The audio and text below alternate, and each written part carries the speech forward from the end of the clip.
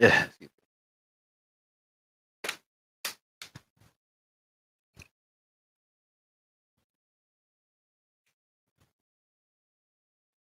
Alrighty.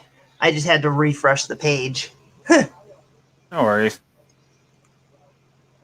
So, how was your day? It was all right.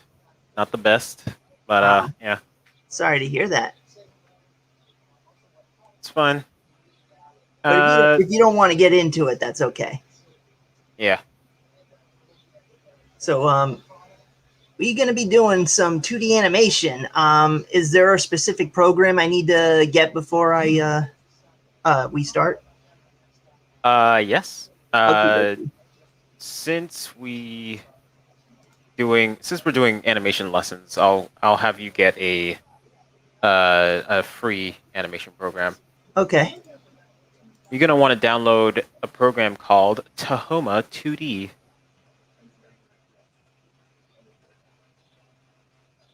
Actually, let me see if I can get the website. Free powerful software for 2D and stop motion animators? Yep. Okay. That should be it. Alrighty.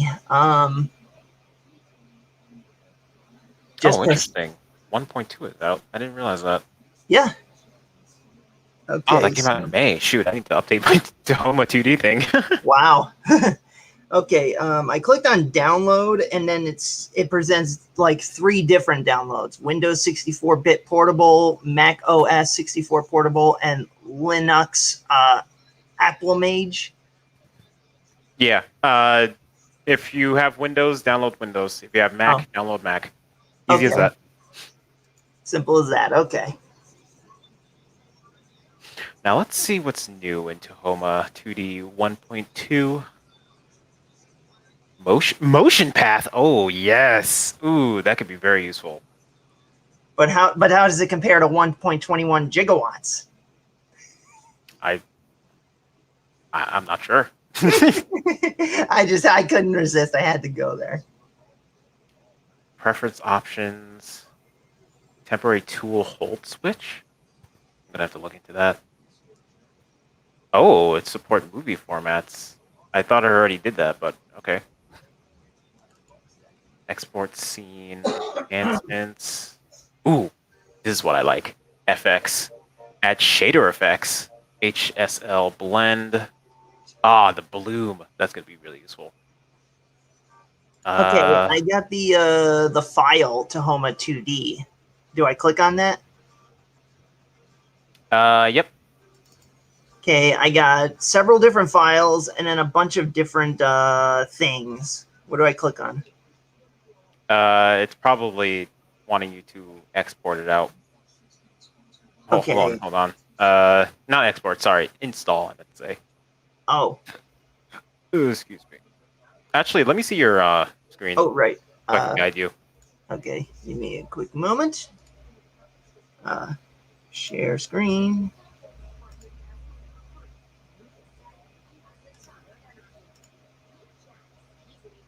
Okay. This is the thing that popped up. I clicked on the file 2D Tahoma 2D, and then I okay, yeah. This. Go to see the tab on the top that says extract. Extract file. It's going to be at the very top. It's going to say compress folder tools. Oh, okay. Yeah, click on that. Okay, extract. And now we'll press extract all. Extract all. Okay. Then you're going to put it wherever you want that you can find it. Okie dokie. Put it on the desktop. You know what? I'm going to download the latest Tahoma 2D. I'm going to delete the shortcut so I don't have to deal with it.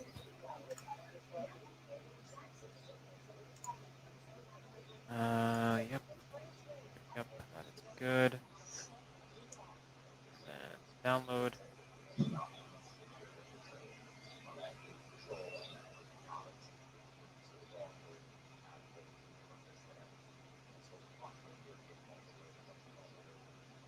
And apparently working with 2D animation is easier than even SFM. It depends, because I've known people who've never drawn before actually be really good at 3D animation. Okay.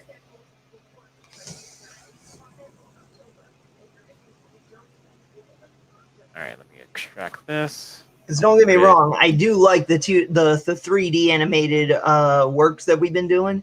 But if 2D can be a little easier, then it'll definitely mean making my story into an animated series more likely to happen. Yep. It'll be real fun too. Yeah. Now I just got to get the dang first story finished.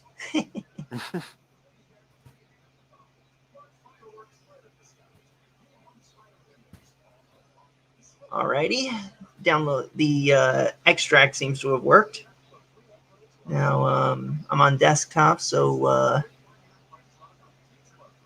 think I click on Tahoma 2D. Whoops. That. All right, there we go.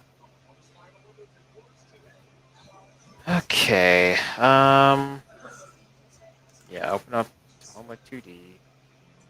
Oh, come on. Okay, I got the same thing, I think. Let me share the screen again.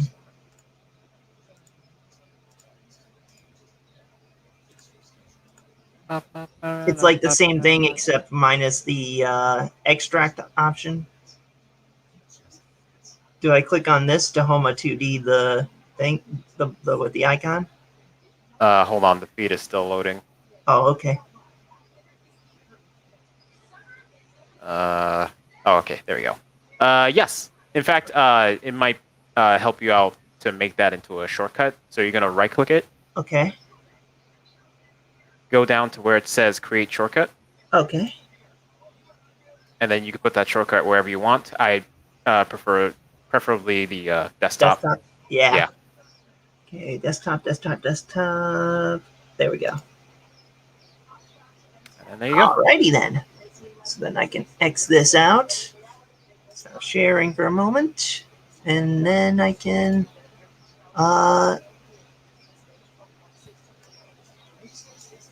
double click. There we go.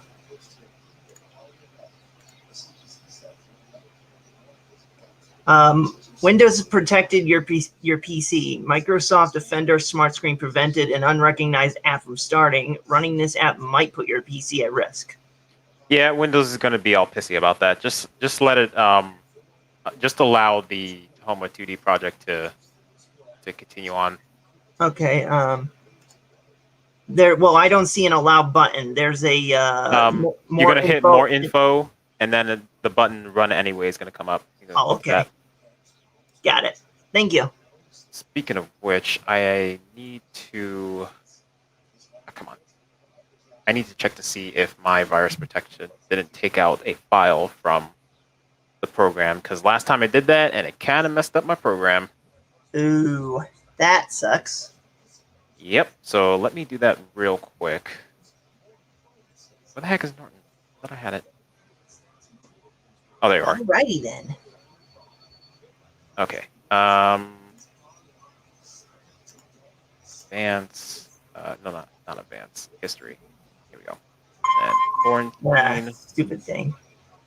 It says we just protected your file. Tahoma 2D is trying to change or delete the file layouts.txt in your protected desktop folder. Do I hit allow app? Yes, allow. Okay. Good. Because that's the darn security thing. Alrighty. Now all right, 519. Okay, that's good. Okay, new project. I'm gonna name it. Why is this thing taking so long to load up?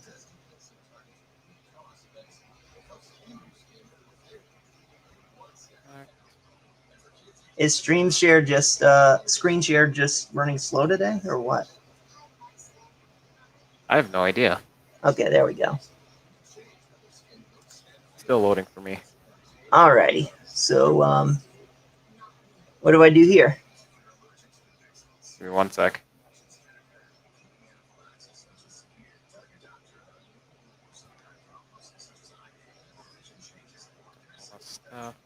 Projects. There we go. Oop. Okay, let me see. All right, where you at? Okay, Sorry. there you are. Okay, so you're gonna hit new project. New project. Alrighty. You're going to name your project whatever you want. Okay. First animation should be good. And I And will. then preferably you would want to put the program in the same folder as the Tahoma 2D folder. Oh, So that's I was just thinking of putting it on desktop as well. Is that okay? yeah, that's fine. Okay. Desktop it is. Choose desktop and click OK. And then you're going to name your scene.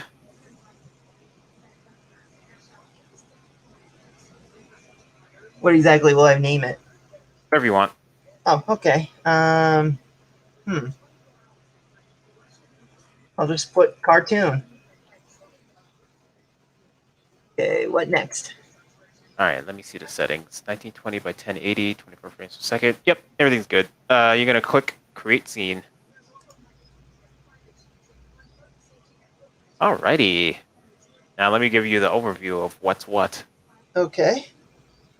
All right, you're going to look to your left.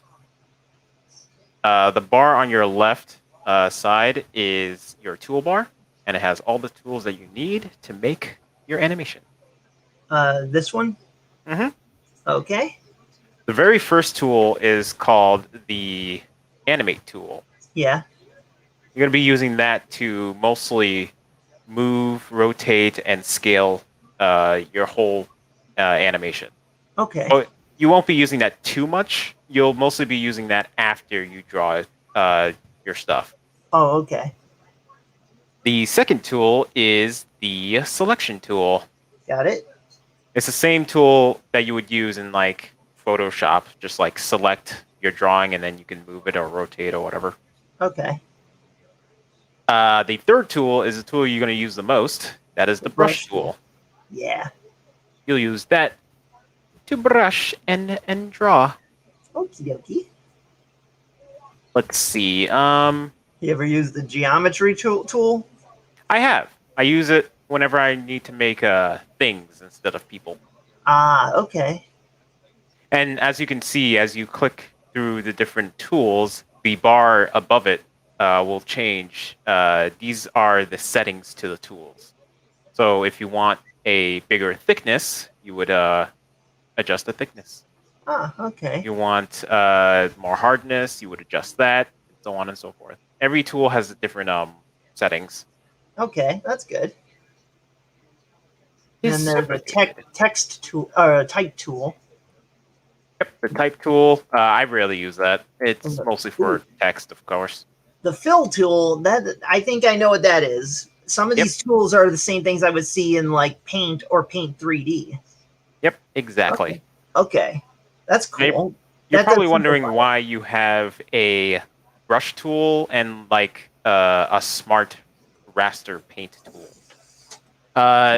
They basically do the same thing, except there are Yeah. two modes of drawing.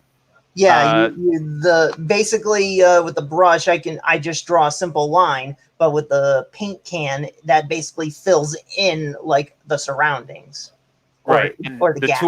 the tool below it does the same thing as the brush tool, except it only. Oh, now it does lines and areas. Oh wow, this is a good update. Smart raster paint tool. Yeah, before this only used to draw in the areas instead of the lines, but now it does the areas and the lines if you like go into mode and change it that way. Okay. That's super useful. My God. But yeah, you would normally use the brush tool that only does lines, and you would use that for lines and stuff like that. And the eraser tool obviously erases. Yep. Tape tool, what's that? I honestly don't know. I haven't used it yet. That's a new one? No, it's not new. I just rarely use it. It closes gaps for raster layers, and joins edges for vectors, but I barely use it. Okay. Style picker tool. Yep, I'll teach you about those, the style picker tool and the RGB picker tool. in a little bit. Okay. The ruler tool. I forgot we had a rule tool. I should probably use that more often. That's okay. And then we got the control point editor. That's only for vector layers. We Okay. probably won't use that. Actually, the next what is it? 5, 6, 7 tools are only for like vector stuff. Oh, okay. So we won't have to worry about that. Skeleton tool, and it looks like a doggy biscuit. Yep. That's for like puppetry animation. Okay. It's a little bit more advanced, so again, we're not going to tackle into that yet. I have no idea what the tracker tool does. But you know what the logo for the tracker tool looks like?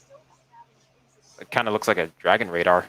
Well, kinda, but it also really looks like the logo for Carolco from that was the studio that made Terminator 2 Judgment Day. Oh, interesting. Hook tool.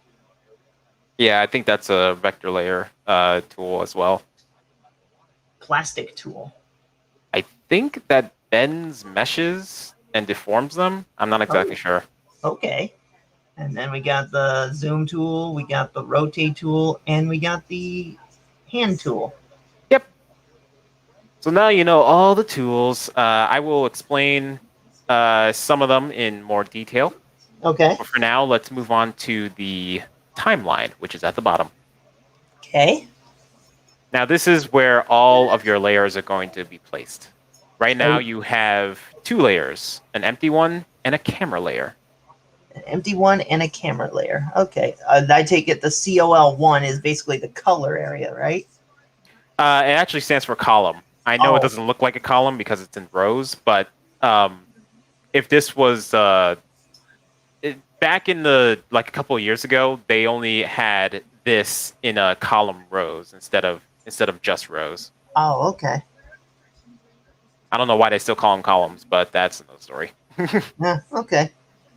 So why the 2 rows? Huh?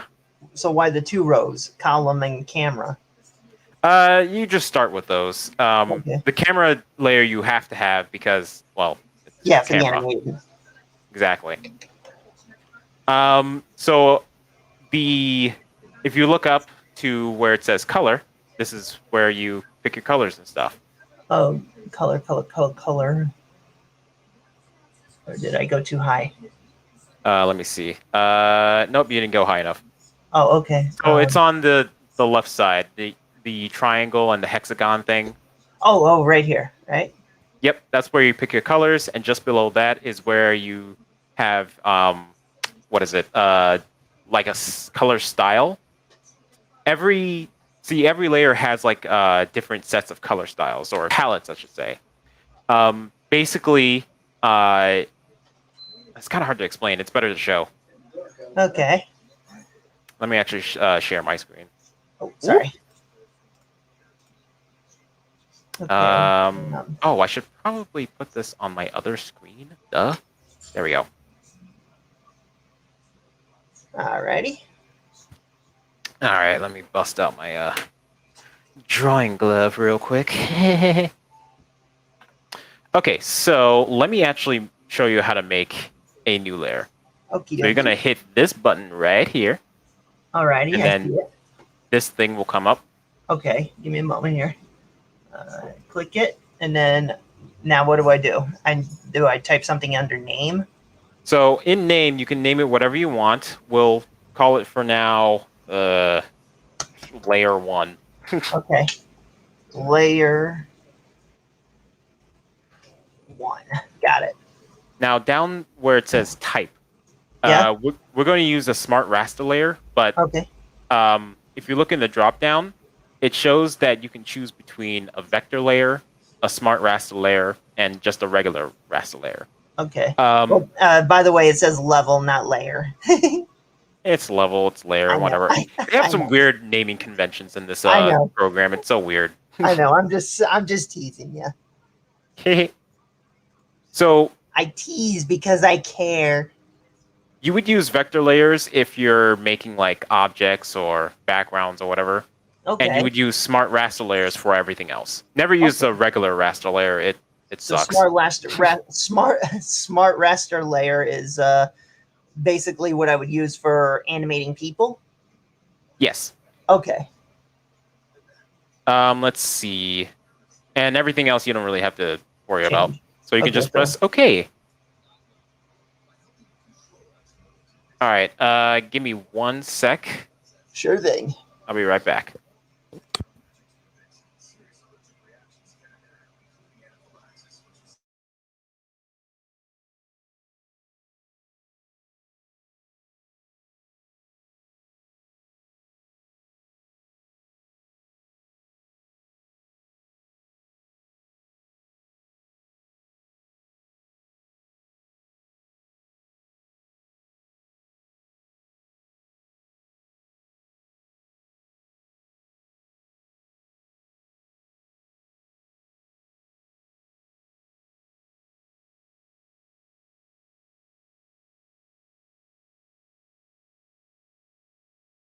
All right, I'm back.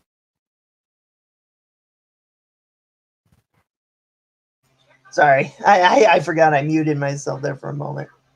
That's okay. Okay, so now we just named it layer 1, but as you can see, it still says column 1. Yeah. You can just double click that and you can rename it. Okay, I'll layer 1. Got it. Yep, naming your layers is pretty crucial. If you don't, you're going to have a lot of layers that you don't know what the heck it does. Yeah, that'll definitely screw things up. Yep, so it's good to be organized. All right, so you're going to see what I do here because I need to demonstrate how to do. Why is that not working? Wait, do I click here? Oh, I click here. Okay. All right, so you're going to look at what I'm doing right now. Okay. I'm going to teach you how swatches work, or its styles, whatever it's called. So I'm going to use my brush tool, and I'm just going to draw a simple line. Okay. Now, if I click on this, which is currently already active, and then if I change its color, you'll notice that the line changes color too. Yeah, I already did change the color on mine, so So you understand that even if you draw down a line and then you want to change the color later, you can dynamically. Okay. Well, that's good. It's super useful. But if you want to use a different color and you want to keep that color, all you have to do is press the plus icon right next to the selected swatch, and it'll make a new color. Oh, okay. Well, that's good. And if you change that color, it'll change only that line too. Ah, okay. Super useful. Well, that is very good.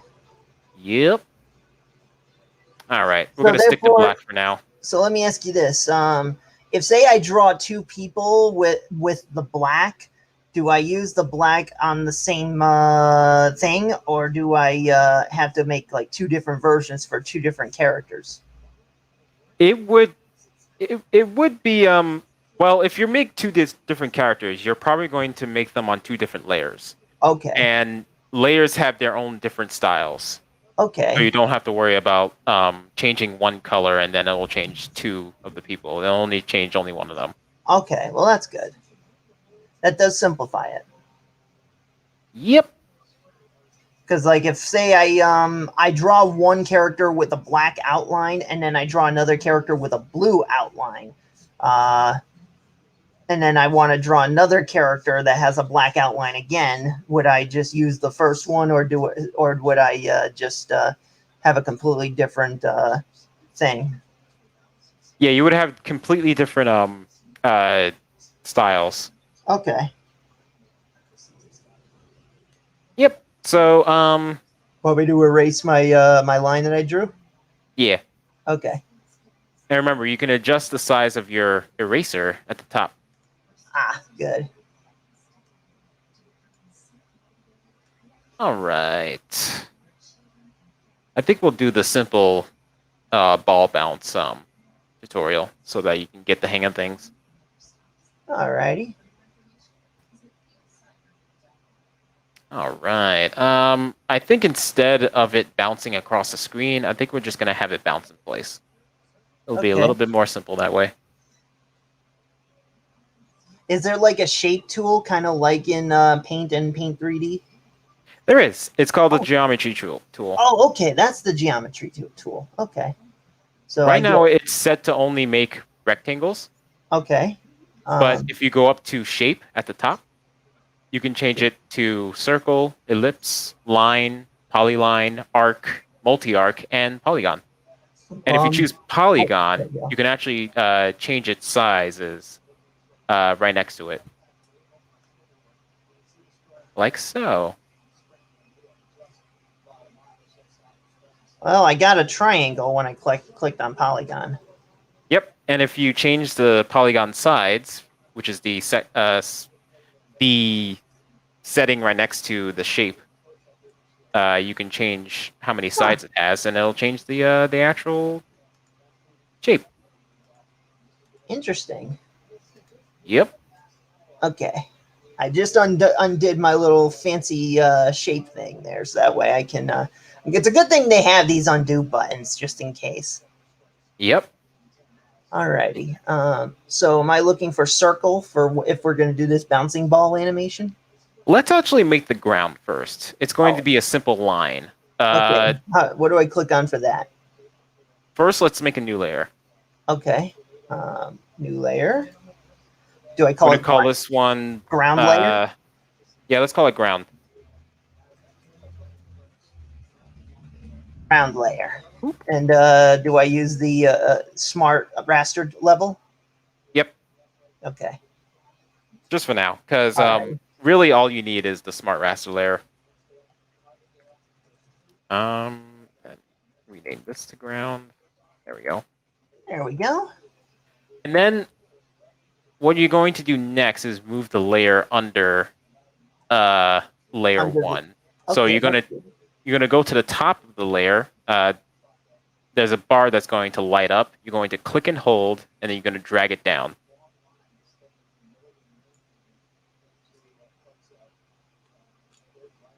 I'm trying, but for some reason it just isn't moving. Yeah, it's a little tricky.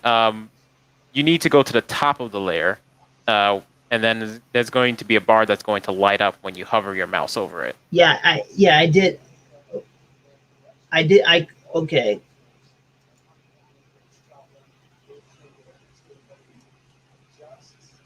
And make sure you're on where the layer is like long, not the actual cell, but the actual Okay. layer.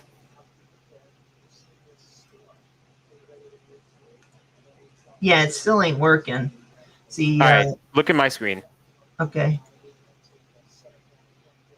See this bar right here? Yeah, that light line. Am I supposed to be clicking on that? Yeah, click and hold that, and then Yeah, you I've can been move the doing that. layer. Oh, okay. Well, I was clicking on the top one. I guess I should try the lower one. Yeah, it still ain't working for some reason. It's just Let me see your screen. okay. I'll stop sharing. Or you can switch. Yeah, there you go. Okay, so yeah, you Yeah. have both the layers highlighted. Click Oh, on the ground layer. okay. There you go. All right, now try to click and hold on that, and then drag it down. Oh, There you okay. go. I didn't know they were both highlighted. Yeah, I Okay. forgot that can happen. Yikes. Okay. Well, thank you. You're welcome. Definitely All right. makes it easier now. So now with the ground layer selected, we are going to take the polygon tool, or not the polygon tool, the geometry tool. Okay. Change it to line. Line. Got it. Then we're going then at the bottom of the drawing canvas, you're going to make one straight line. I think if you hold the shift button, no, not the shift. Oh, shift is usually the button for paint. So I don't know. Well, let's try. Yeah, this program has a weird thing where it doesn't actually make it straight. Kind of weird. Yeah, you have to like guesstimate it, make sure that's even. I hate that it doesn't do that. It's weird. Best I can do there. Oh well, yeah. Just make it the best you can. Okay, better. There we go. Black line. All right. Let Now me increase switch the. to your first layer. Hold on a second. Let me. I just want to increase the thickness a little here.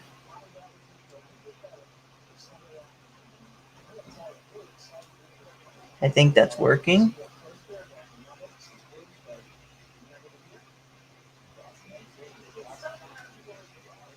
Oh, no. All right, just undo that. All righty. All right. So Okay, you so you switch to the first switch to layer. the first layer. Okay.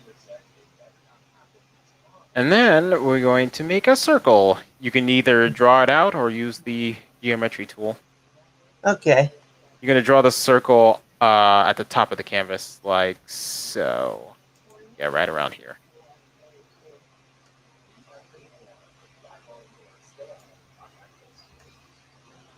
Ah, dang it.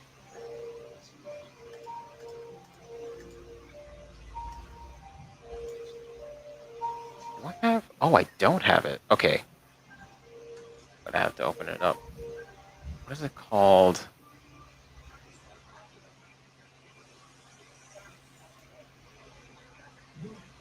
Level strip. Yeah, here we go.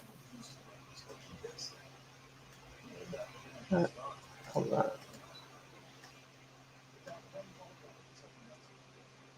How is this for mine?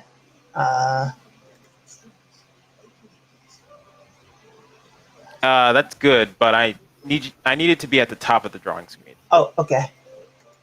Undo. Top middle. Oh, top metal. Yeah, Okay. because we're not going to make it a move. We're just going to have it bounce.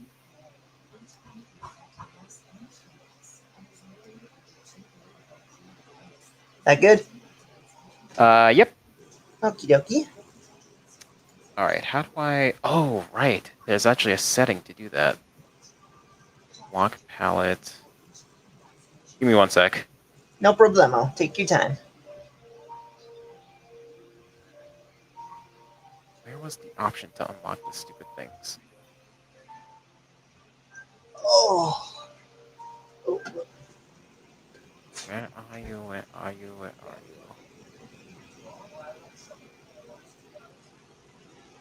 Small thumbnail. Let's see.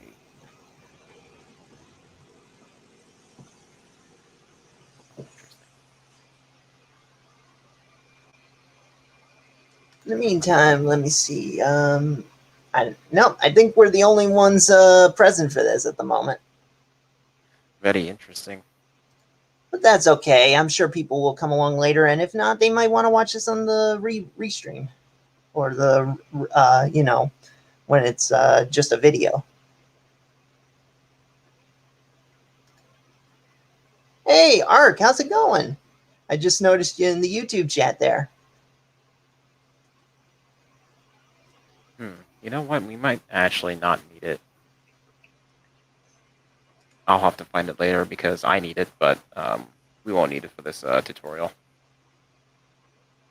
Okay, so the next thing we're going to do is let's see, how many frames would we need? I'm gonna say 24. Yeah, 24 is good. I'm gonna make it bounce for a second. Okay, so you're gonna go to the first layer. Okay. There is, when you hover over the first layer, or I guess it should be present anyways, you're going to see like a little white or a gray tab right next to it on the right. Yeah. With You're going, a X through it. that's actually the cell, Okay. or the frame, I should say. There's going to be like a small gray little tab right next to the layer. Yeah, that tells it's layer 1 space 1, right? That's the actual cell. Right next to it should be the little gray tab thing. Gray tab. Yeah, check out my screen. Okay, I see. This thing right here. Oh, Very okay. small. Now I had to click on it. That's what it was. Okay. Yeah. So I click on the white, the little gray tab there. You're gonna click and hold, and you're gonna drag it across the timeline Okay. until you've expanded the frame to about 24 frames. So go to 24. Got it. Yep. So is 20? So that means 25 is the one with the X going through it. Yes. Okay. Got it. You're gonna do the same thing to the ground layer. Okay. Got it. All right. Now highlight the first layer on the first frame. Okay. Or actually, the second frame. My bad. First layer. Okay. First layer, second frame. Okay. And then this is gonna be like this neat thing that Tahoma does. If you draw on a layer that's not, or if you draw on a frame on a layer that's not defined, Yeah. then it will make a new frame for you. Okay. Super useful. Now, look at where I'm gonna draw the circle. Yeah. I think we're gonna start right about here. Oh, that's right, it disappears. Give me a sec. Let me undo that. First, we're going to enable onion skins. Enable what? A little feature called onion skins. It helps you see like a little ghost of a frame before and after the current frame you're on. Okay. So To activate them, you're going to hover over on top of the first frame. and So where then it see says that, number yeah. 1. I saw the yellow dot, and then I clicked on it, and then there was like a red dot connected. Yep. Okay. So now if you draw on the second frame, like right around here, you're going to see a red ghost of the previous circle that we drew. Okay. Clever. Yes, yes, it is.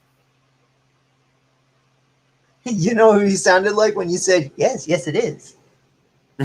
You sounded like Merlin from the 1981 film Excalibur. Oh, wow. All right. All right, now we're going to do something similar in frame 3. Okie dokie. So click on frame 3. And there's still a connection there. Do I have to also click it on the first one?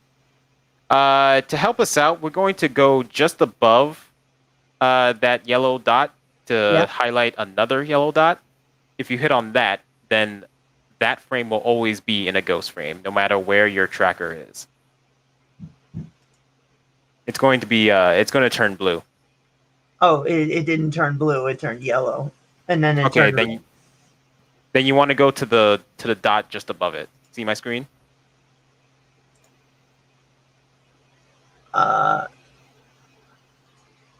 So this is the dot that turns red, and then just above that, it's going to be another dot, and if you hit it, it's going to be blue. Okay. I don't know. I didn't see a blue dot. Yeah, here. Here. Let me show you what I mean. See, I have the yellow dot, but I don't. Oh wait. Oh, there. Okay, that's weird. It's like my thing is not. It's very weird right now. It's not. Unless I. Yeah, very weird. I mean, I could just barely see that little blue line, that blue dot. You see what I mean? It's like on the border here. Yeah, I have no idea why that's like that. That is bizarro, man. Try clicking on it again. I did. I mean, it's already clicked the blue dot. Okay, that's fine then. Yeah, it was very hard to find. I had to be very careful there. Okay, so that will be on a ghost for now. We have frame 3 highlighted. So now we're going to put the circle just below our previous circle, so like right around here. Okay. And now you're going to take the, what is this, selection tool.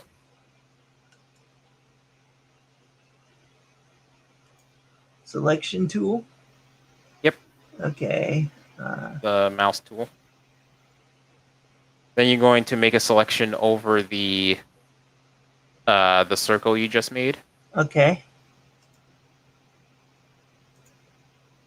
Oh.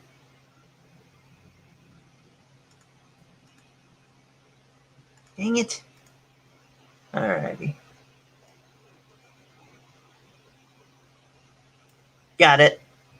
All right. So you should see a box with different square handles on each corner and side of the boxes. Yeah, I got it. You're going to take the bottom one and you're going to drag it down just a little bit.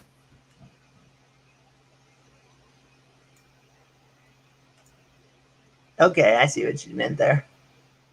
And then I believe if you hold Alt, if you hold Alt and then click and drag the right box and drag it just in the middle, then you'll see that both sides get squished together. Right box. Okay. So it should look something like mine. I put it, pull. Okay.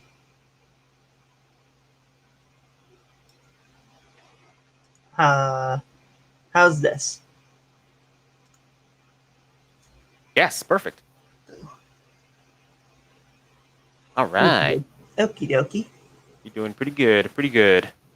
All right, so we're going to go to frame 4. Frame 4. We're going to make another circle, but it's going to be a little bit further. Okay, this is weird. What? This is what happened to my ghost. Yes, because the second frame is not doesn't have an onion skin on there. So if you it's want, like- you can put one on there. There we go. So just keep clicking fixed onion after each frame. Okay. Yep. Ooh, excuse me. Sorry. It's okay. I actually just ate recently. I'm surprised I haven't belched yet. Oh yeah. I had pork chops and pasta with butter and garlic. Ooh. Nice. Oh, I'm doing good, Ark. I'm really excited learning this 2D animation. All right. So now we're going to make a circle right around here, like just between the line and the previous circle you made. Okay. Let me get back to the geometric there.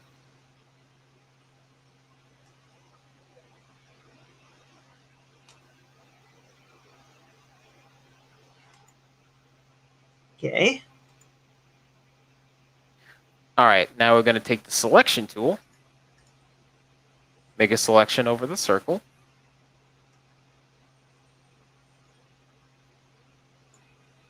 Selection over the circle. Okay. Then we're going to take the bottom square, and we're going to stretch it out even further, close to where the line is, but not touching. Okay. And then we're going to hold the Alt key again and take the right square and push it in a little bit further so it's as skinny like this.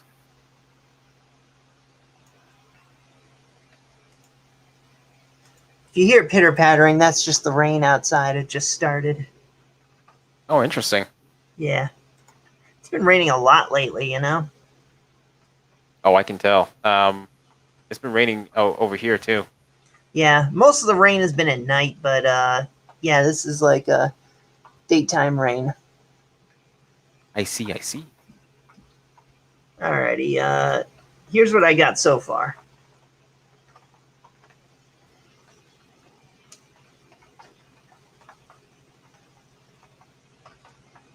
What do you think? I can't see it. I'm still What? seeing my. Oh.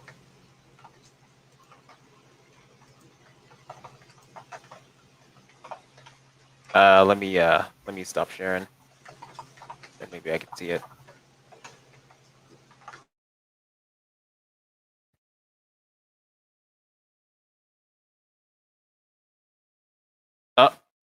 Uh-oh. Oh no! I'm alone! Oh, it probably started raining where he was, and then probably thunder and lightning. Oh, I hope it didn't take out his power. Uh-oh.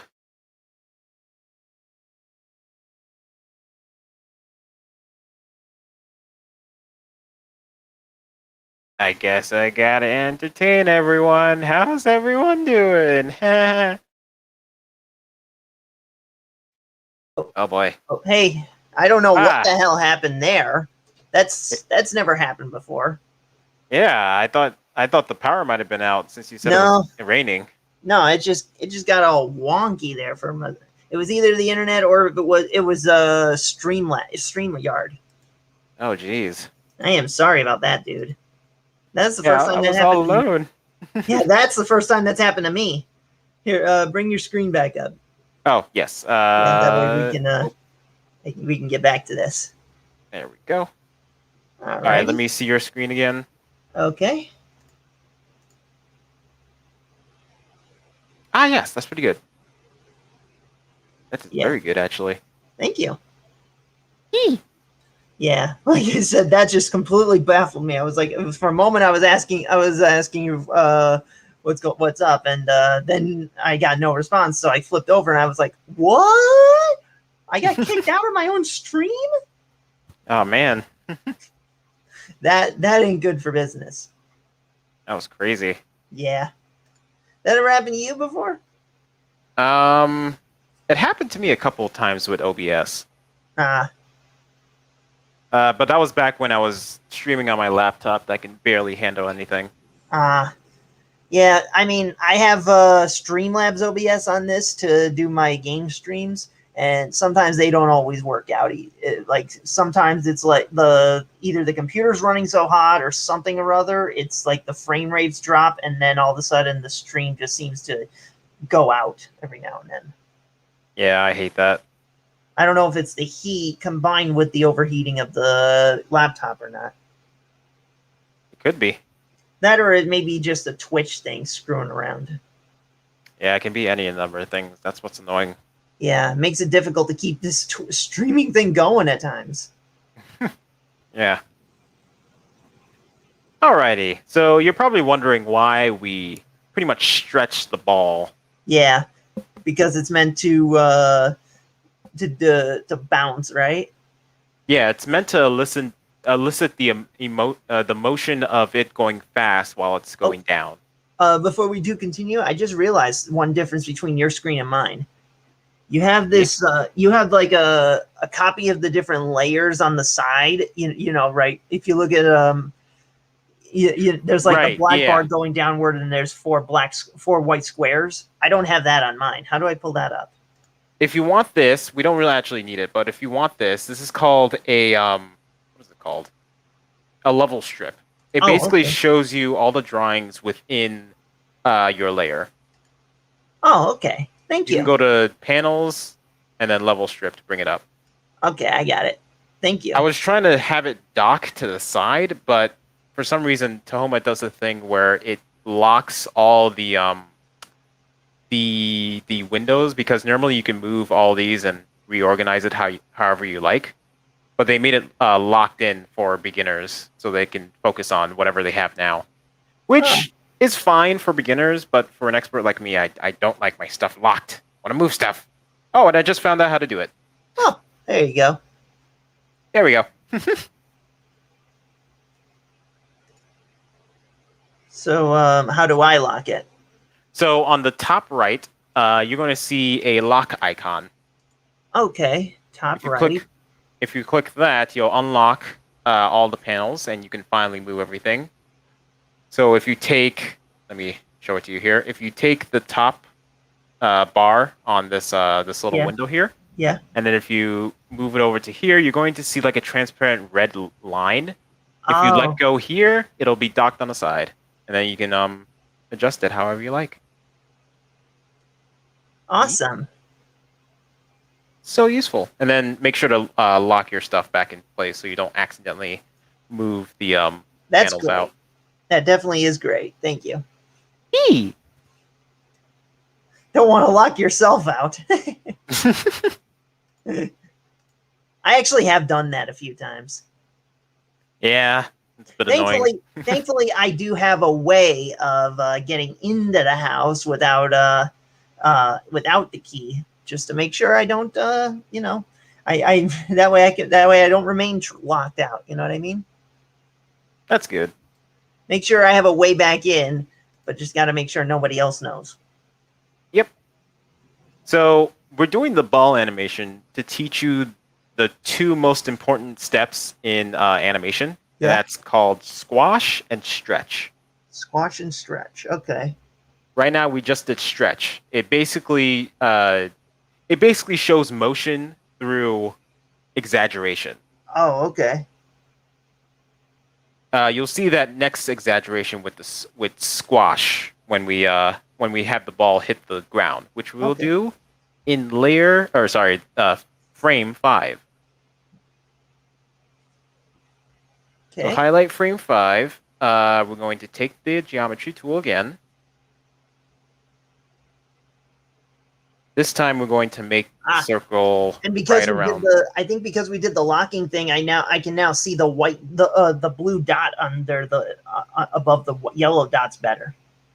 Oh, that's perfect. Yeah, so maybe that's what it was. Maybe I needed to readjust the thing. Yeah. Thank you. No problem. So I'm on. So now we're going to put the circle right around here. Okay. Then we're going to take our selection tool. And don't worry, the ground won't get affected because it's on another layer. We're going to select the circle. Once I can select right. There we go.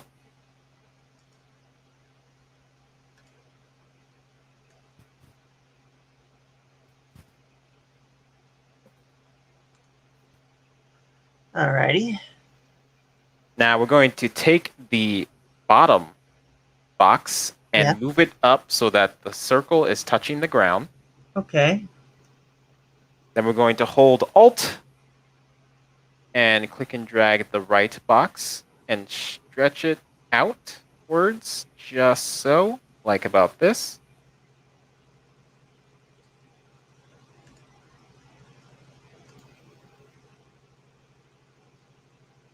Alrighty. How is this? Good. And then lastly, we're going to take the box on top and we're just going to stretch it down just a little bit, like that. Got it. All right. Now we're going to do a bit of a little trick to test out how it looks so far. Okay.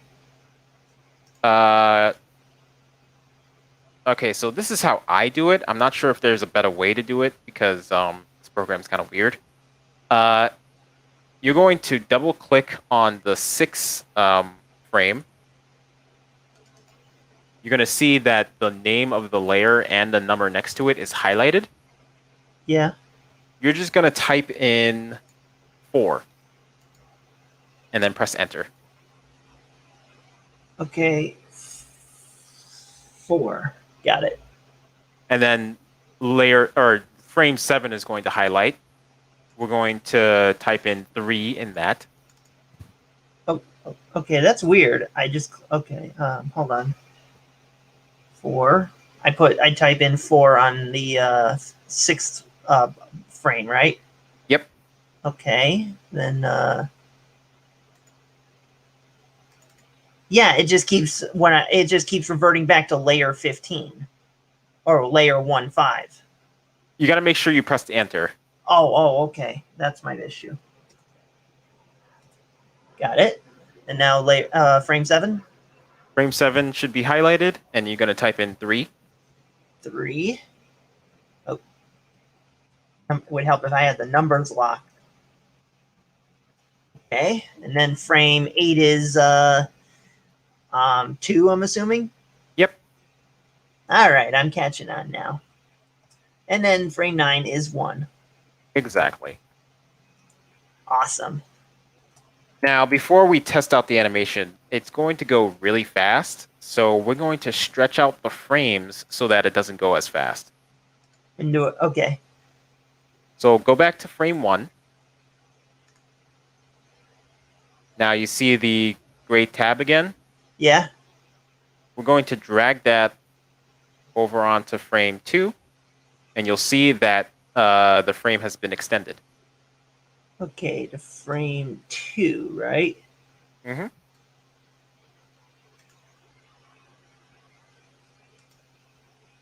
Okay, now I'm getting it.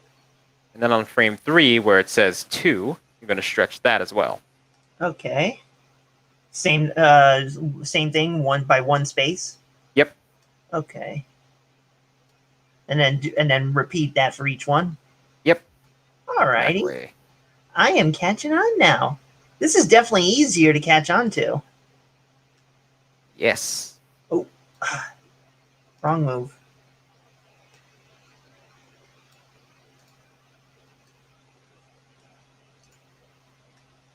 Once you get to the last number, let me know. Okay.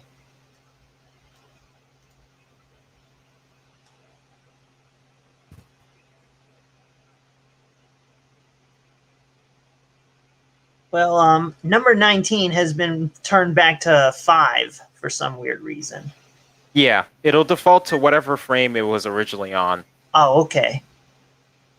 So when you get to 5, yeah, you're going to click and drag on.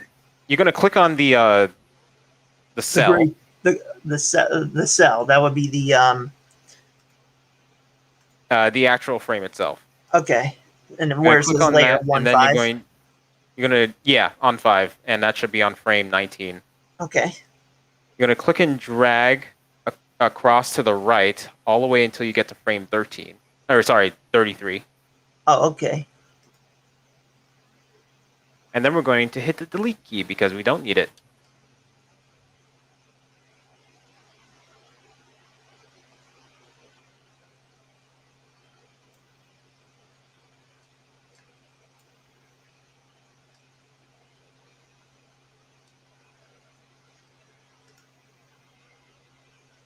Okay. Tell me if I did this right. Let me see. Okay, I clicked the gray thing and I extended it up till 33. No, not the gray thing. Okay, click on the gray thing again and put it back. Or you can press undo too. Oh, okay. So on the click on that and then click and drag all the way to the right. It seems like your frames are a little longer, so keep dragging until the green ends. It's just extending the gray thing for some reason. Yeah, it's extending the selection of it. Okay, up until 33. Up until, since yours is longer, just extend until the green ends. Oh, okay. Wow, that is long. There you go. Okay. And then hit the delete key. It ain't working. Oh, wait. I hit backspace. There we go. There you go. Mistake. Now we're going to do same to the ground layer. You're going to go to the 19th frame. And then click and drag until the green ends, and then delete that. Alrighty. Got it. All right, we can finally test out an animation. I also forgot. Do I press the blue dot for each and every one of the other ones here? You don't have to. Oh, in fact, I don't think we need them anymore. Oh, okay. So I can just undo them? Yep. They're just for establishing the animation, right? Yeah, just to see where they are as we animate them. Now, in the draw area, just below that, you're going to see a set of tools that look like play, repeat, next, and pause. Draw area? Yeah. Oh, you mean this area here? Yeah. Okay. Right next to the first highlighted box, there should be a play button. Oh, okay. There it is. If you click that, you can see the playthrough of your animation. Okay. Does this thing loop itself? It doesn't. The button next to that loops it. Oh, let me bring this right back to the beginning here. That might help. Okay, so loop. There we go. There you go. You got yourself a Wow. bouncing ball. I just made a bouncing ball. Thank you. Hey, so cool, right? Uh-huh. Yeah, this is fun. Oh yeah. This is like the fundamentals of animation. Oh yes. Any more you up to doing, or is just the first lesson of the day? I'm going to have you analyze this animation. Okay. So look at my screen. Okay. All right. So I'm just going to turn on the onion skin so I can show you what exactly is happening here. Okay. Hold on. Ah, dang it. Boop, boop, boop. All right. So as you can see, all the way up here, you can see that the frames are actually pretty close to each other. Yeah. This is showing that it's going really slow At because it's going to first. hang in the air. Yeah. And then as it goes down, it stretches and goes a little bit faster Uh-huh. until it hits the ground and it squashes. Okay. Once it hits the ground, it goes right back up with its stretch and then slows back down in the air as it hangs. Yeah. It's kind of like almost I don't know if you ever saw the Fleischer Superman cartoons. I don't think so. Huh. Well, the one thing that makes that animation better than any other Superman animation, even up to this day and age, is the fact that it was drawn so lifelike. Because Superman, he couldn't just just levitate off the ground. He had to literally push himself off the ground in order to take flight. Right, exactly. Because there was this one clip where he lands on this building, or like the edge of this building, and then he puts his boot on like the wall, and then he bends his legs and then shoots off into the air. Exactly. That's a perfect example of like anticipation and then like follow through, like Yeah. exaggeration and stuff. Yeah. Okay. That is perfect. How about that? I for someone who only just like watched a clip of an animation, I just made a reference. Exactly. In fact, that's going to be one of your homeworks. You're going to study the 12 principles of animation. 12 principles of animation. Okay. Yep. Right now, we just did squash and stretch. That's just either one or two of the principles. Okay. Really, those are the most important ones. Or wouldn't squash and, well, if it's called squash and stretch, shouldn't that technically be one principle? Just in since we just did principle one. I think it is. It might be Okay. two, but I think it is one. Okay, let me pull up a thing, and I will start typing down some notes here. Alrighty. And let me bring up the link that you're going to look at to study the 12 principles. And I gotta admit, this took much less time than it did for the SFM. It did. Mostly Yeah, because it's 2D. You got the right tools and the right tools for the right job. Exactly. Excuse me. Let's see. This is it. Yep, this is it. Wow, it's a lot longer than I thought. Okay. Yes, I recommend this video to any animator. In fact, I don't know any animator that doesn't know about the 12 principles of animation.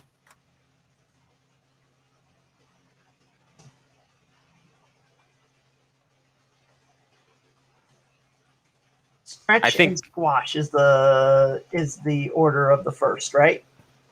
Let me see. Let me actually see what actually is the first ones. It's one of the important ones. I know that.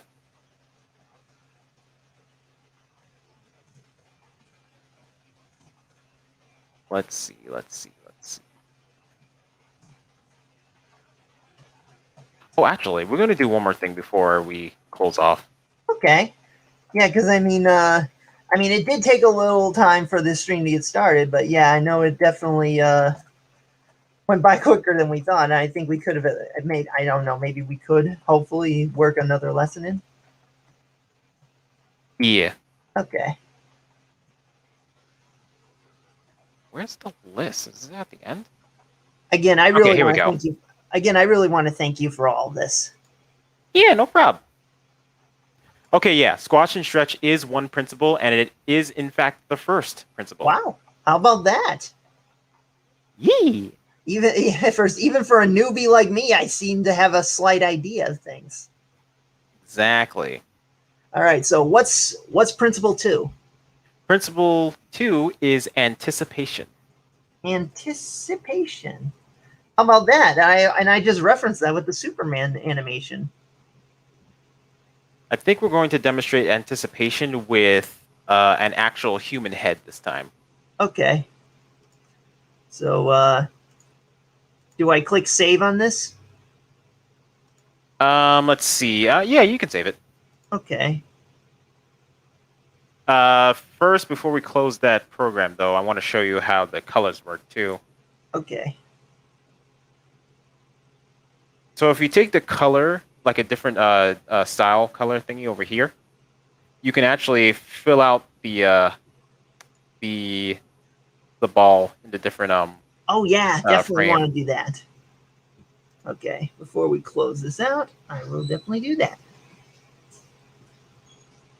And when you're doing that, make sure you click on like the number of it, not the empty frame. I think that actually makes it a different frame altogether. Oh, actually no, it still alters the actual frame. Okay, that's good. Okay, let me click fill in. Oh, no, that's not what I wanted. Oh boy. Alrighty. Maybe that's what I need to do. Oh. No. Stupid thing. Work right. Work with me here. Oh, no. That's... I almost forgot what I was supposed to do. There we go. There we go. Same thing with...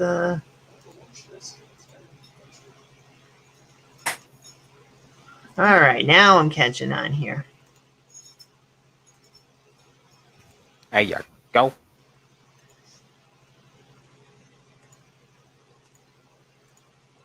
All righty now. Let's see. Let me review how this works again. Here's mine. Oh, whoops. Dang it. Okay. What do you think? Yeah, that looks good. Pretty cool, huh? Yeah. Now that is a bouncy ball. Yeah. Actually, you know what? I think I will invert the colors a little. Is there a way to like switch the two colors? Yes, if you click on one of the styles, yeah, you can just change the color in the hexagon thing. Okay. Like how do I reverse the color? Like palette swap. Like make the line the same shade of blue as this one, but then make the inner part the same shade of blue as this. Oh, I see. Okay, so you have your fill tool, right? Field tool. Fill tool, the paint bucket tool. Oh yeah, I have it. Okay, let me see. All right, we'll do the areas first. So click on your first style. Okay, this one. Yep, and then click in the circle, so you can change it to that color. Oop. All right, and then you're going to go up to the settings of the fill tool. Yeah. And where it says mode. Mode. Okay. You're going to change it to lines. Okay. I got it now. And then you're going to switch your style thing. There you go. And then you're going to click on the line. Ain't working. You may have to drag it, like click and drag across the line. Oh, there. There you go. Okay, thank you. Yee. Alrighty. And remember to change the fill tool back to areas to fill the areas. See, there you go. You're getting the hang of it. Yeah. Thank you. You're welcome. You've the man. Yee.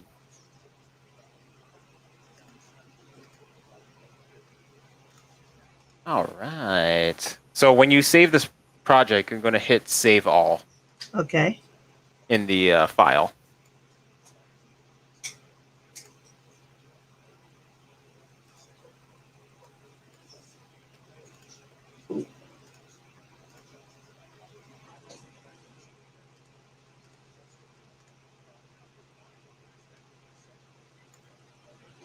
And then 5.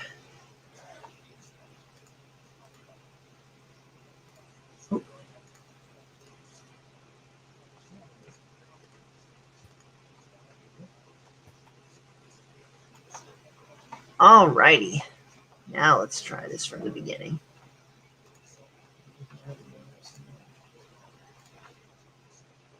How does that look? Yee. That looks really good. Thank you. All righty.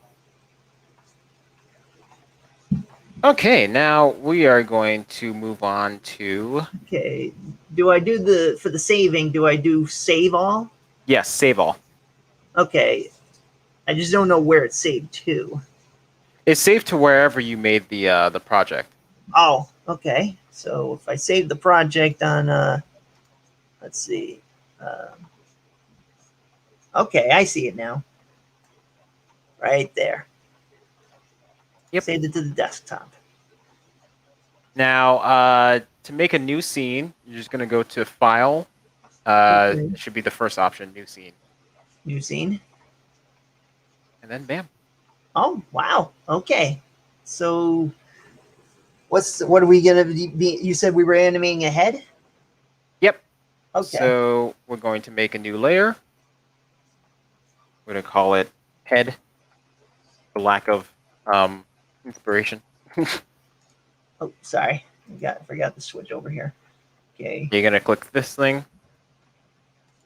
All right. We're head animation. Yeah. Alrighty. And then keep it as smart raster level. Yep. Alrighty. Got it. And then do I rename the layer above the camera to head animation as well? Yep. Okay. That'll make things easier. Yeah, this is definitely much easier.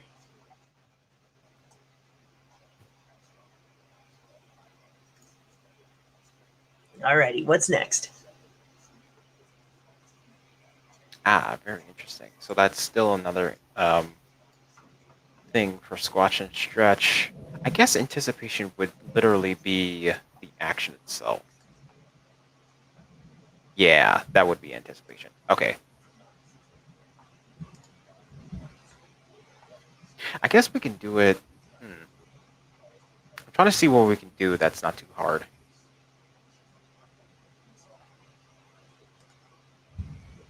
Let's see.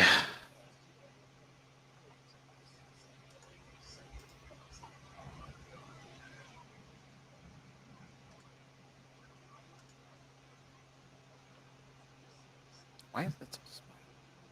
Get a little bigger. 5, 8. There we go. That's a little bit better. I know one thing. I'm definitely going to be drawing my head with the geometric tool. That's fine. Okie dokie.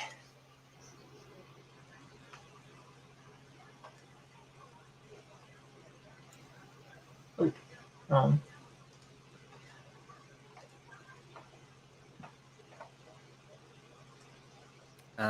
Let's see. We could do it that way. Yeah, that might actually be the best way to do it. Okay, so I want you to draw a head. Alrighty. It can be super simple. We don't have to make it too complicated. It just has to have eyes and a mouth. Alrighty. Got that. Got the shape. Now,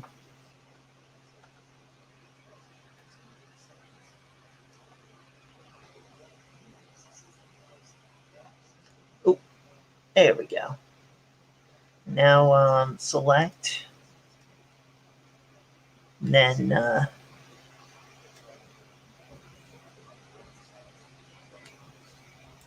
there we go.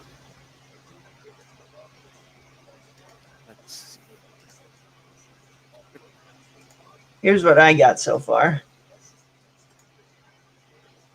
Did they draw? Okay. Now let's see. Return your screen there. Oh, sorry, I didn't see it. Okay. Oh, sorry. Here's what I got so far. Okay, cool. That's how I'm going for my head there. E. Alrighty. So I think I can brush this one here.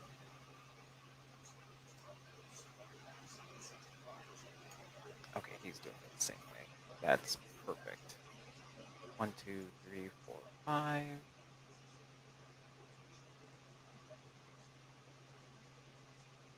Yeah, we can do that in 5 frames. It's perfect, actually. Okay, yeah, we can do that. Actually, I don't know about that. There we go. Back to shapes. Let's see.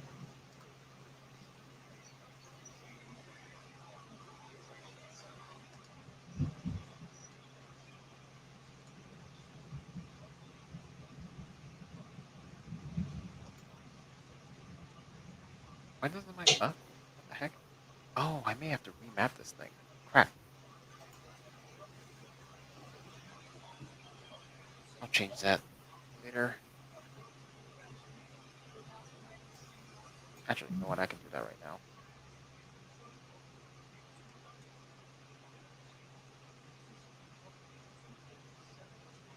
Where are you? Where? There we go.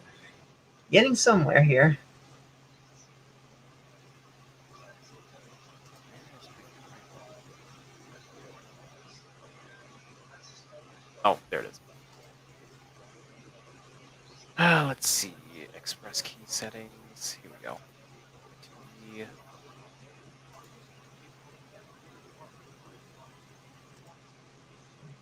dial.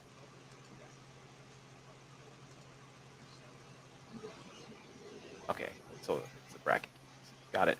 Let's see. Alrighty. I'll use the fill here.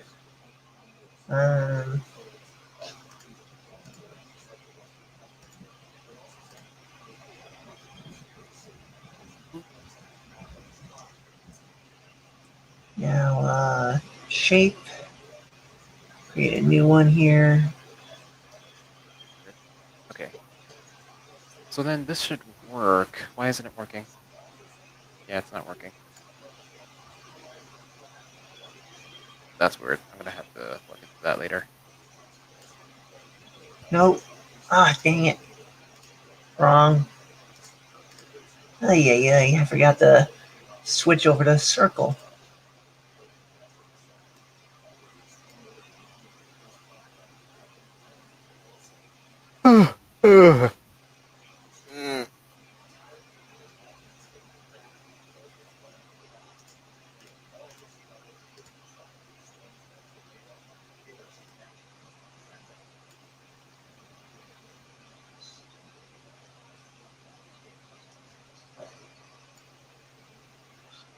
Dang it.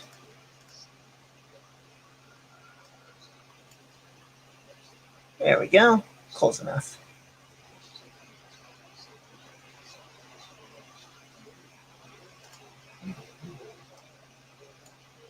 Nope. Wrong.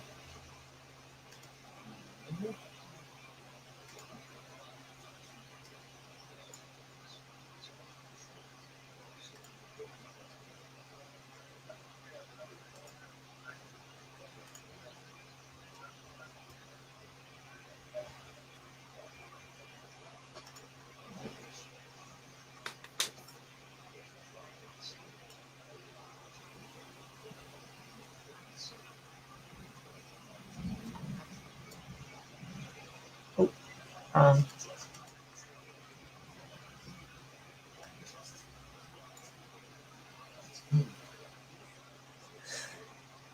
Now this is starting to look good here. All right.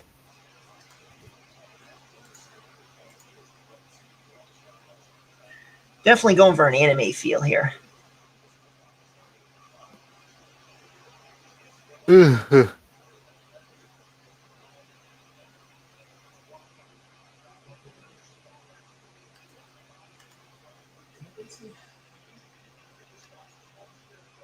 Oh, wrong.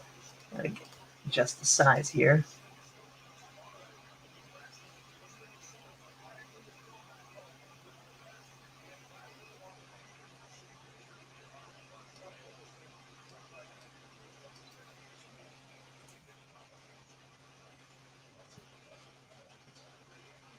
Okay, try this.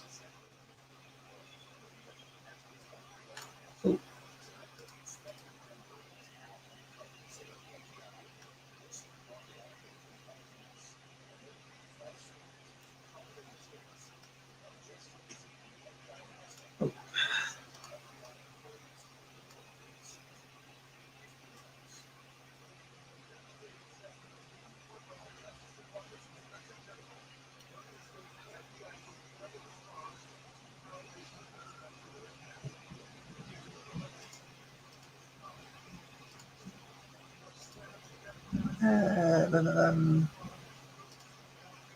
Okay, turn this down a little.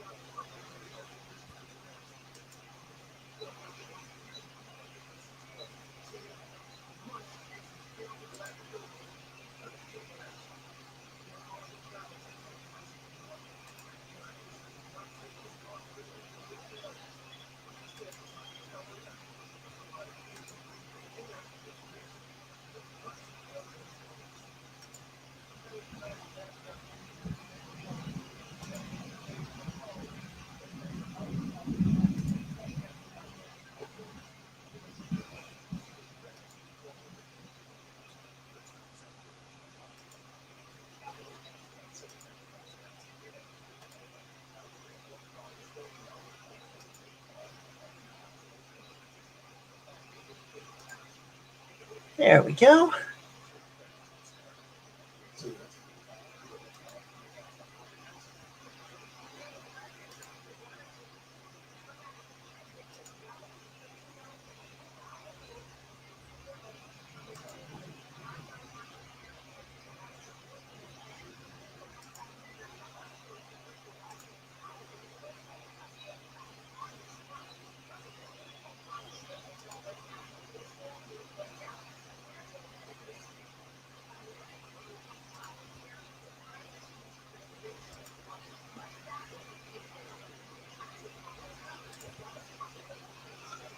Oh. Okay, let's get back to this one. Seems a little easier there.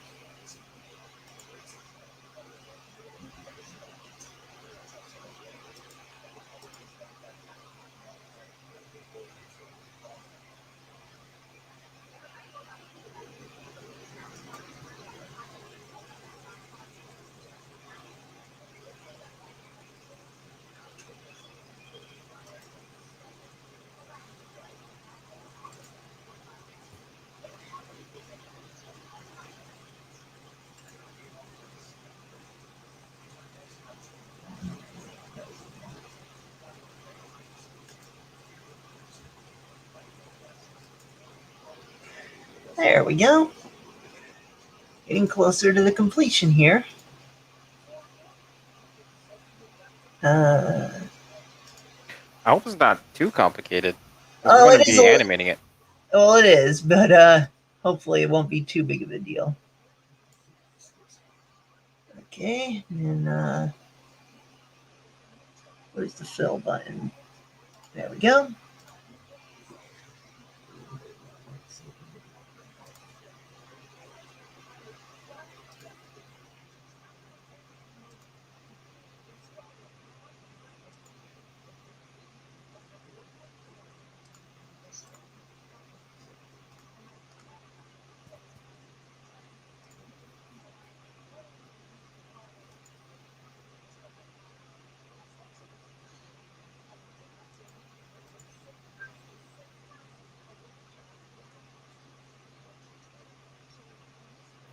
That's so cool.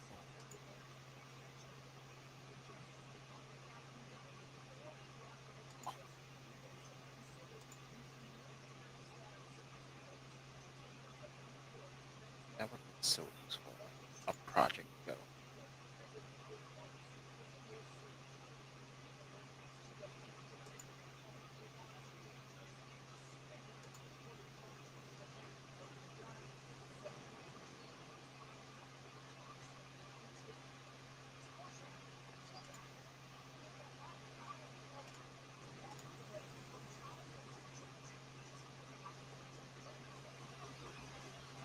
Alrighty, where is the... Okay, there it is.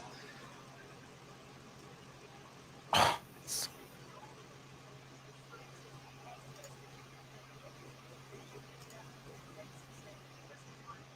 Alrighty.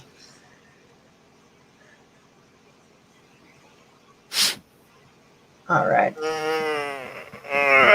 Here is mine. Oh. Wow. That looks really good, but Thank you.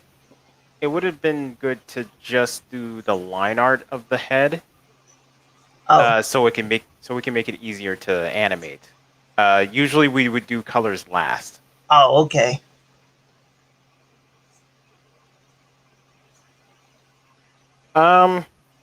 That's fine. You're gonna follow me first, Okay. and then we'll see if you can pull it off. Okay, so in 5 frames, we're going to make this head go into like a surprised state or emotion, kind of like how you would see in Looney Tunes. Yeah. So let me see.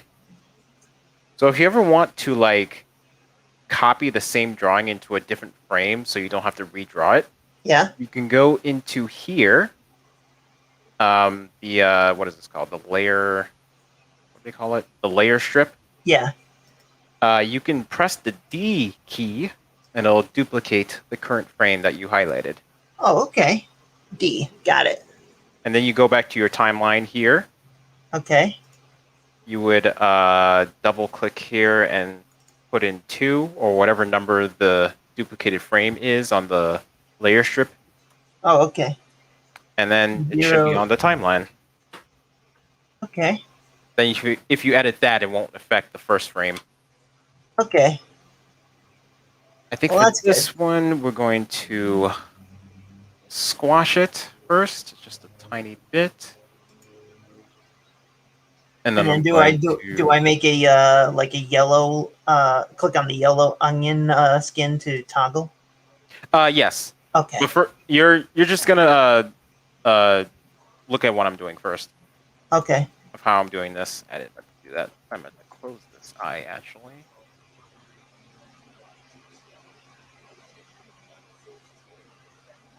Close this.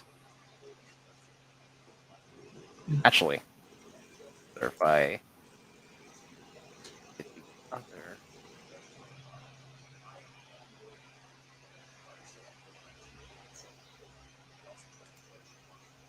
Hmm.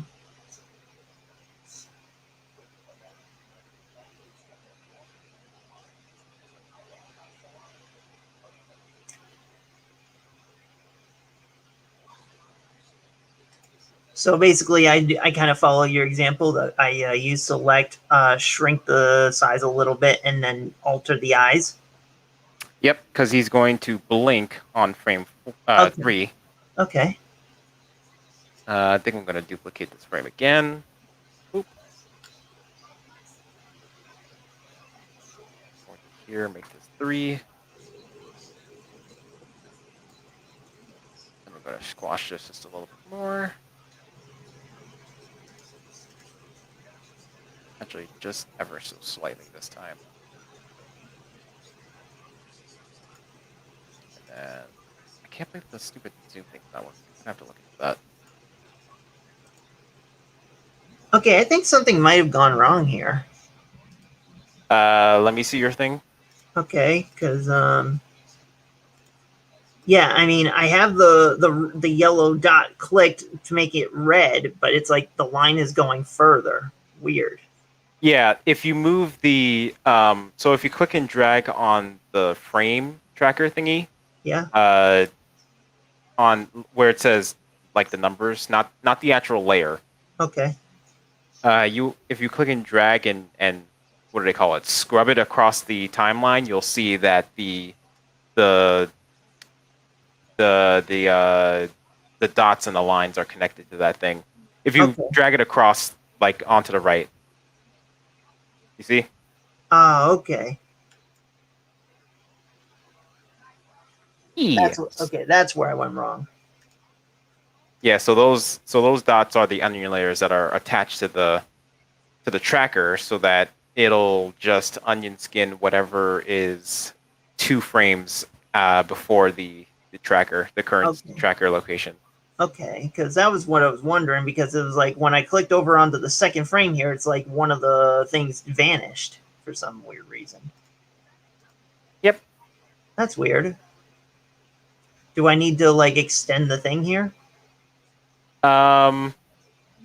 Well, I duplicated the second frame. Oh, okay. You duplicated the second frame. Okay. So duplicate it again. Yep. And then put a 3 at the layer thing. I'm not sure if you already did it, but I squashed the second frame just a little bit and close the eyelids on the third frame. Okay, that's what I got here. Hold on, let me switch over here. This is what I got. It's like it's on the X, the gray X here. You can move it to frame 3. There you go. Okay. So which one do I have to be on when I start altering his face? On the second frame, you're gonna alter his face there, and on the Okay. third frame. Okay. And let me make his mouth a little bit smaller too, because we're gonna change that.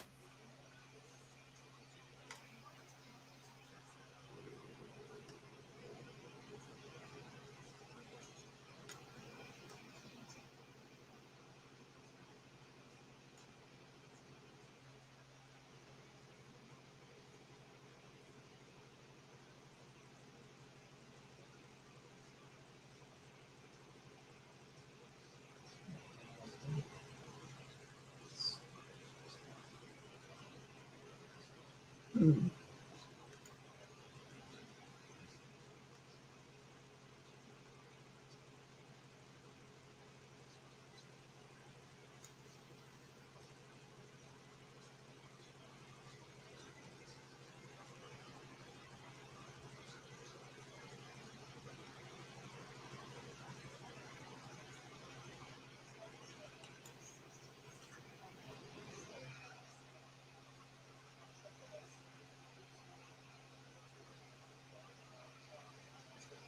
Alrighty.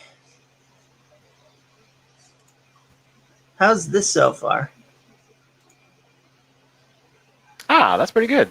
Okay, and then on frame 3, I brush over his eyes further to make it more like they're practically closed. On frame 3, they actually should be closed, Okay. and then you can make his mouth a little bit smaller on frame 3 as well. Okay.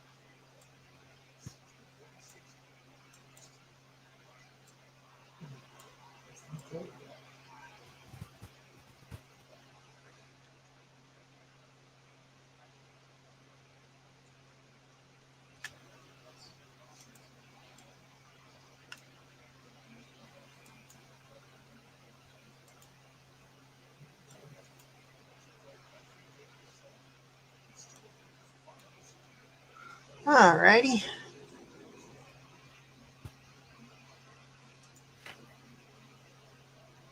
All right, you got the face. Yep. There he is with his eyes closed. Nice. Not bad. Yeah, here's a 1, 2, 3. Nice. Now, do I keep his grin, or do I start changing that with frame 4? You can change that on frame 3. Okay. Yeah, you can like make it just a smaller mouth. I think you can just erase the line Okay. just a tiny bit like that.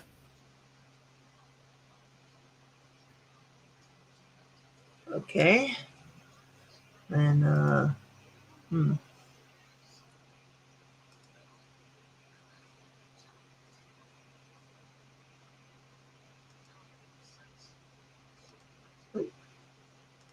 Oop, wrong. I forgot to reset the color there.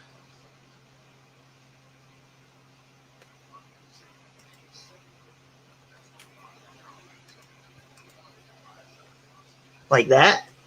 There you go. Okay. All right. So for the frame 4, we're gonna do something a little bit extra of a step. Okay. So in the I keep forgetting the name of this thing. The Okay. layer strip. In the layer strip. Yep, on the layer strip, we're going to click on the first frame. Okay. We're going to right click it and copy. Copy. Got it. Then go to the third frame. Press D to duplicate. Okay. Got it.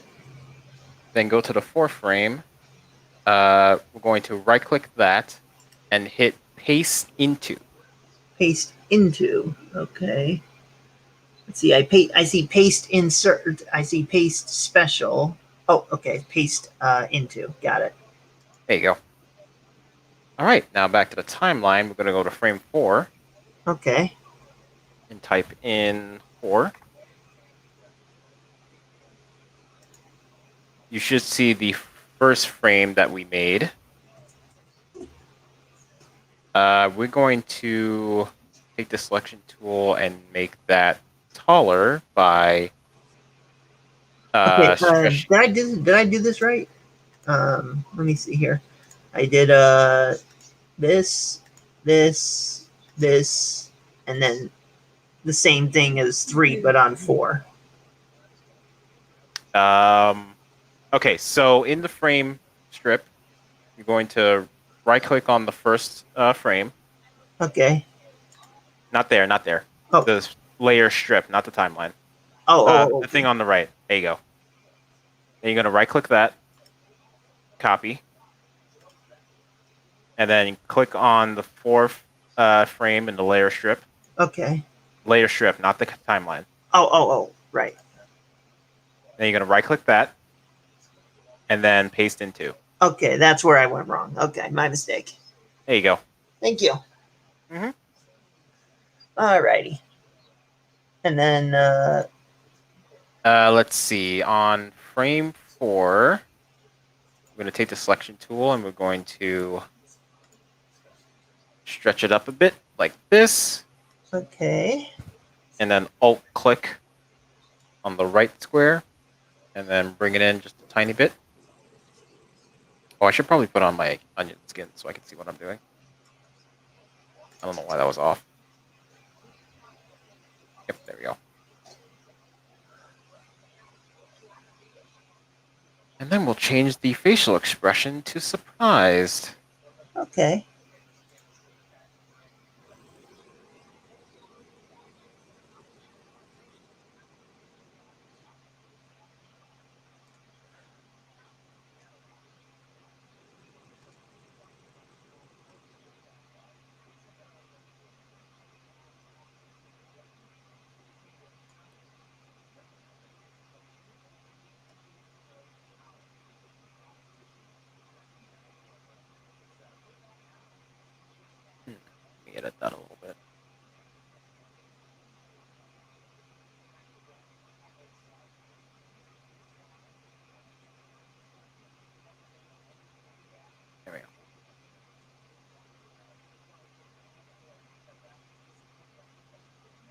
Yes, it is the blue Shogun.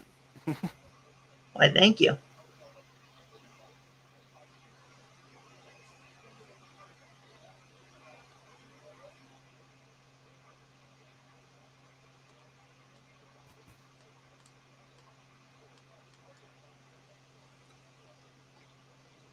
Alrighty.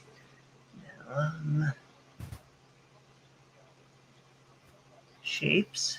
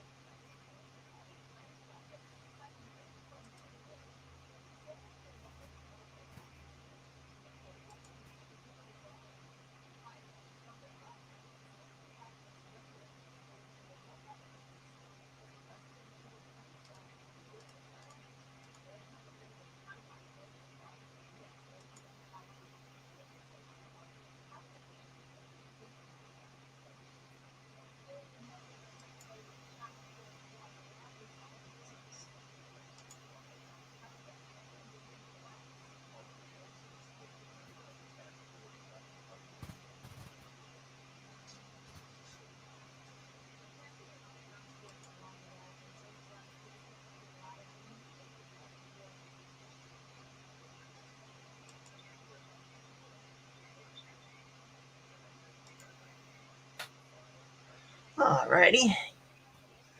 Now then, fill in.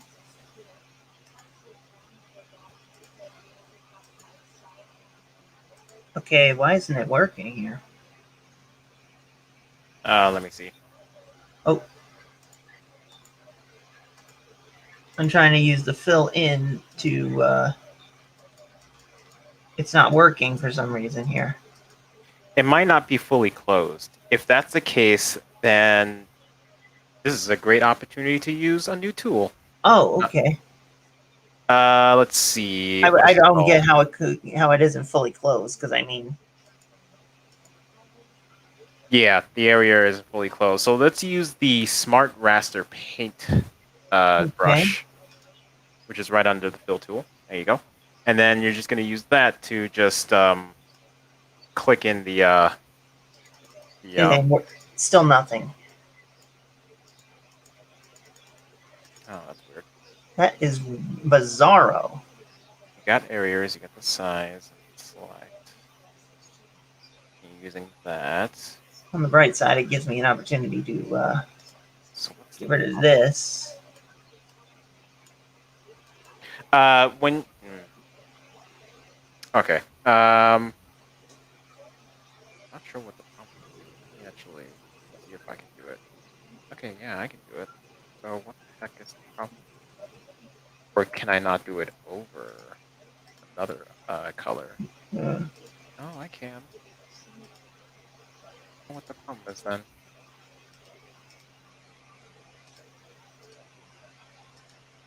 That's so weird.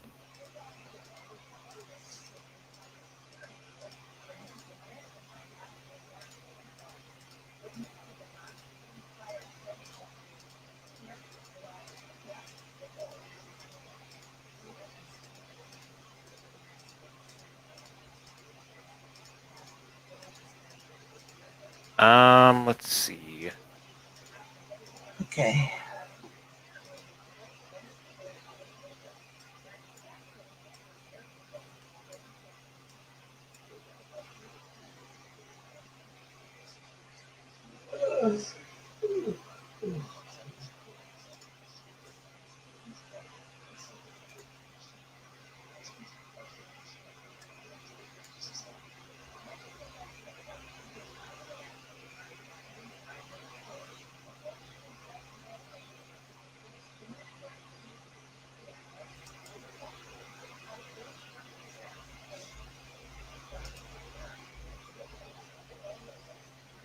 Okay, before you continue on, let's save your project.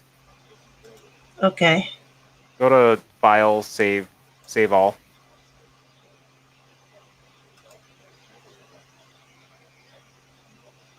Okay.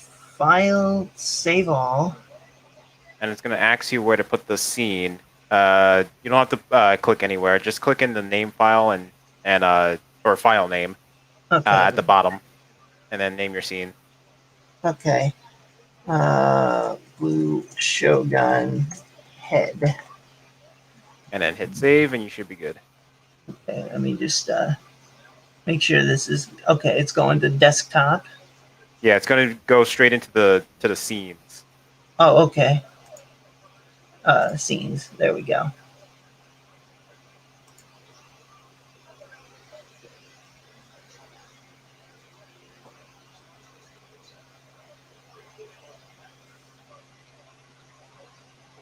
So now what? You got your surprise face? So far this is all I've got. I mean, like I said, I couldn't fill in the darn eyes. No worries. That should be fine. Okay, let me get his mouth.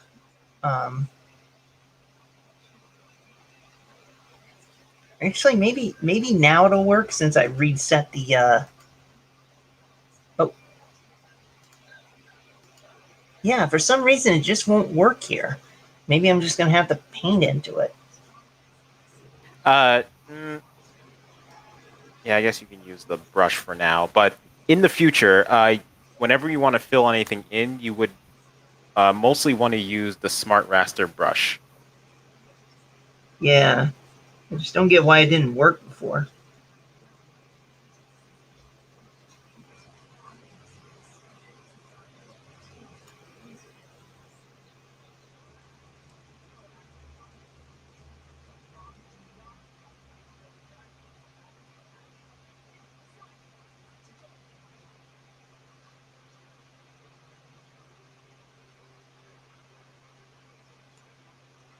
There we go. And then let's give him some eyes again.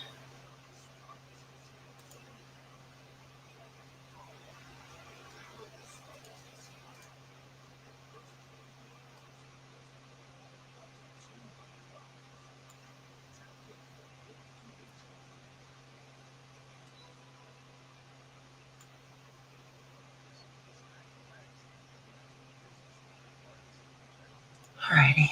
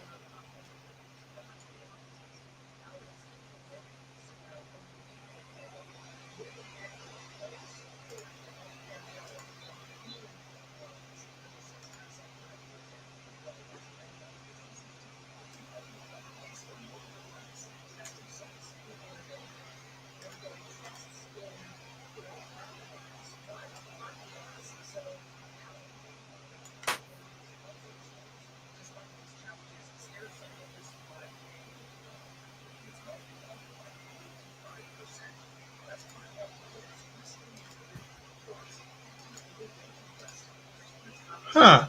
Okay, that's weird. It only filled part of it in. Okay, yeah. So since you're on areas mode for the fill, Yeah. you must have used the brush, and that was on the lines mode. That's why it doesn't work. Oh. Let me see here. I don't see brush on lines mode for brush. Yeah, for the brush, it exclusively draws in lines mode. You can't Oh. change it to areas. Oh, So okay. if you use your fill tool and change that to lines mode, you should be able to change the color of it. Oh, okay. There we go. Thank you. Yeah, Now we figured out. that's why you would use the other brush to fill in the areas in areas mode, so that Oh, it'll be okay. easier to fill in everything. Oh, okay. Well, that makes sense. Thank you. Yep. Alrighty. Now that I got that taken care of, uh, save all. Yep. Alrighty. And then, so this was only a 4-frame animation? Give me a sec. Okay, so we're going to do one more frame. Oh, okay. We are going to go to the layer strip, duplicate numero 4, Okay. and then go to the 5th frame and type in 5. Okay, so duplicate 4, but that'll be frame 6 or frame 5, I mean. Yeah. Okay.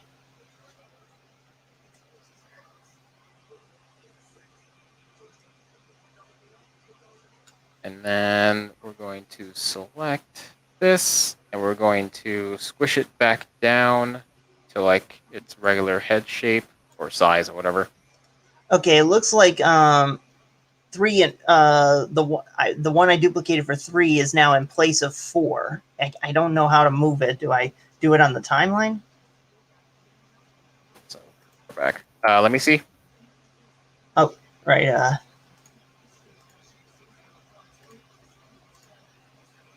Yeah, it's like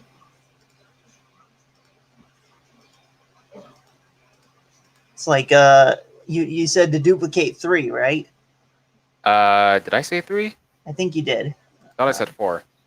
If you Whatever the last frame was. oh, okay, so duplicate this one. Mm-hmm. Okay, that's where I went wrong. There we go. And then go to frame 5 on the timeline and type in 5.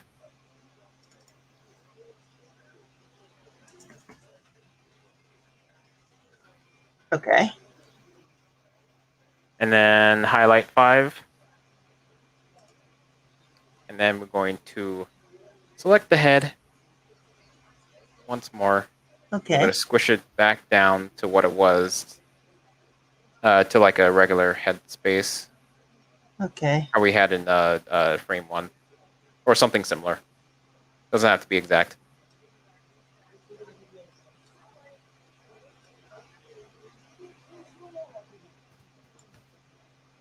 That seems good. Let's see.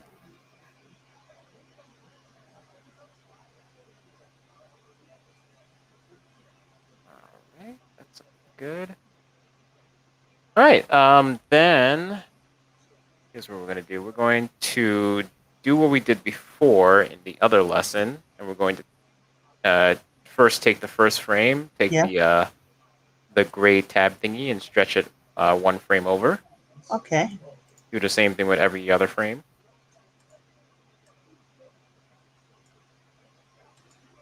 And let me know when you get to the last frame. Gotcha.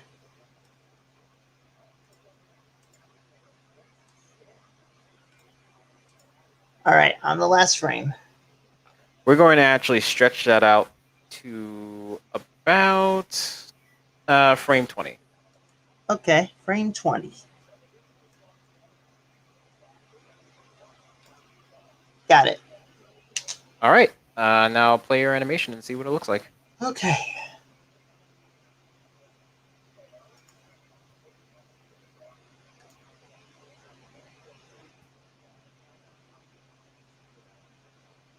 Alrighty. Tell me what you think. Let me see. Oh. Not bad. Actually, you know what? Let's extend the first frame again. Oh, okay. I think about frame 6 should be good. Frame 6. Okay. There you go. And then loop that again, and yeah, that should be good. There you go. So we did another form of squash and stretch, Okay. transitioning from a normal And happy he face definitely to a looks like he's surprise backing face. away as he's getting shocked. Exactly. That's awesome. And the cool thing is also, as soon as I pause it here, because see here, the little black dots that are his pupils are so small because he's like it's like hardly anything is phasing him, but then all of a sudden, all of his pupils are big and wide. Yep, like you've seen Clever. something crazy. Uh-huh. So how about them apples? There you go. You animated a ball bounce loop and a surprise face. Uh-huh. And I'd that say was, that's some good progress. yeah, 2 lessons in one day. Eee! And 2 hours. Oh, nice. So yeah, so first principle of 2D animation, stretch and squash. Second principle is anticipation. Got it. Yep. We didn't explore too much on anticipation, but it's basically the first part of the surprise face. Let me show you. So, like frame 2 and frame 3 would be considered anticipation Okay. because you're anticipating the big movement, which is frame 4. Uh-huh. And yeah, that's pretty much anticipation. The big action I think would be the exaggeration, and then the big frame 4 would be both the exaggeration and the follow through. We kind of combine it into one. We could have polished it up a little bit more to separate the exaggeration and the follow through, but it's too much work. But yeah, what we did right now was actually pretty good. Okay. I kind of made a little term to describe each of the principles: stretch and squash. Stretch and squash. I typed in exaggeration, and then under anticipation, I wrote in transition, because that's the transitional of one to the next. Yeah, pretty much. And the exaggeration is for basically like it's basically like transition, but the transition is so exaggerated. So. Yep. Alrighty.